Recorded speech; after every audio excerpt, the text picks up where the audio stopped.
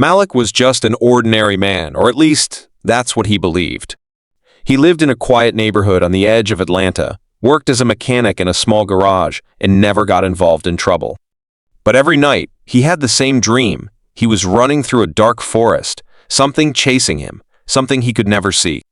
He always woke up before it caught him. One morning, Malik noticed something strange. A black SUV was parked across the street. No one ever got out, but it was there when he left for work and still there when he came home. At first, he thought it was a coincidence. But after 3 days, it felt more like a warning. He mentioned it to his neighbor, Miss Clara, an old lady who always watched the street from her porch. She leaned in and whispered, "You ever wonder why you don't remember your past, Malik?" He froze. "What do you mean?" Miss Clara gave him a sad smile. "You told me once you moved here 10 years ago, but you didn't say from where. And every time I ask, you change the subject." Malik laughed nervously, but inside he was shaken. It was true. He didn't remember much before coming to Atlanta. Just flashes. Running. Hiding. A face his own covered in blood. But he'd buried that deep, told himself it was just his imagination. That night, he decided to follow the SUV. When it pulled away, he got in his old Dodge and trailed it through the city.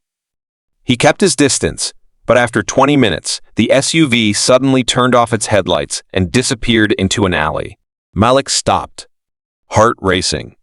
Should he go after it? Then his phone buzzed. Unknown number. Stop digging. You were safer not knowing. He looked around. No one in sight. His phone started glitching, screen flickering. Then it died. When he got home, he found his front door unlocked. Inside, nothing was stolen, but someone had been there. His drawers were open. His bathroom mirror had a word scratched into the glass, R-U-N. The next morning, Malik went back to the garage, but something felt wrong. His boss, Ray, avoided eye contact. His coworkers were silent. Then, just before lunch, a man walked in wearing a gray suit and sunglasses. Tall, bald, with dark skin and a calm, cold smile. He walked straight up to Malik. "You don't remember me, do you?" he said. Malik stared. "Should I?" The man tilted his head. "You should. You killed my brother." Malik laughed, confused. "What?" "I've never killed anyone." The man's smile vanished. "Not in this life." Before Malik could respond, the man leaned in and whispered something that made Malik's blood run cold. Langston 7. Those 2 words unlocked something. A flood of images. A secret compound. A group of men dressed in white. Experiments.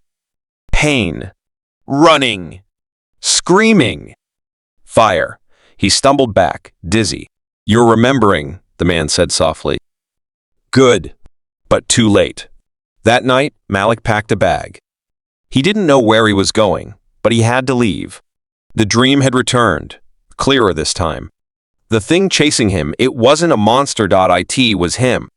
A version of him, stitched together from parts. Stronger. Smarter. Crueler.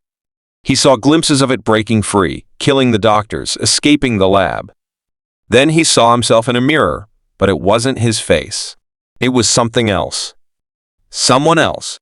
He called Miss Clara in a panic. "What's Langston 7?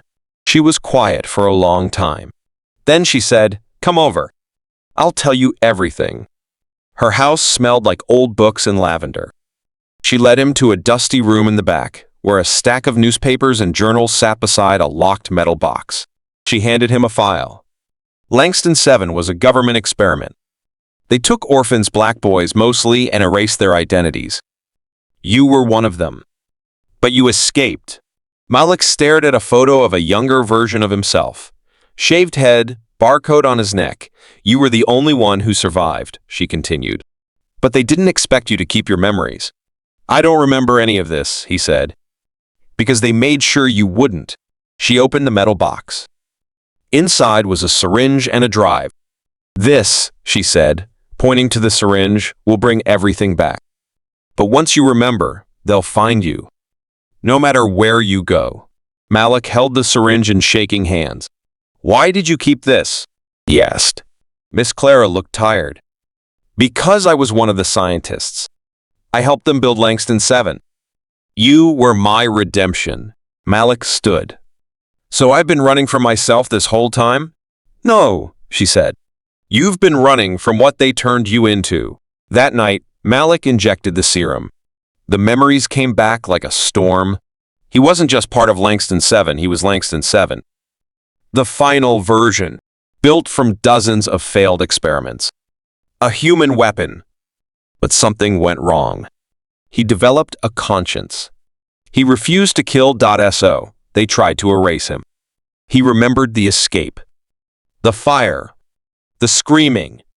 The other clones' failed versions of him burning in their cells. And one surviving. The one that had been chasing him in his dreams. The one who embraced what he was. Malik wasn't just being hunted. He was being replaced. He raced back to his house, but it was already too late. The clone was there, sitting on his couch. They looked identical. But there was something different in the eyes. Cold. Empty. "You finally woke up," the clone said. "Now we can finish this." They fought through the night, two versions of the same man, one born to kill, the other fighting to live. The walls crumbled, flames spread, blood stained the floor. In the end, one of them walked out. But no one knew which one. A week later, the black SUV was gone. Miss Clara's house was empty.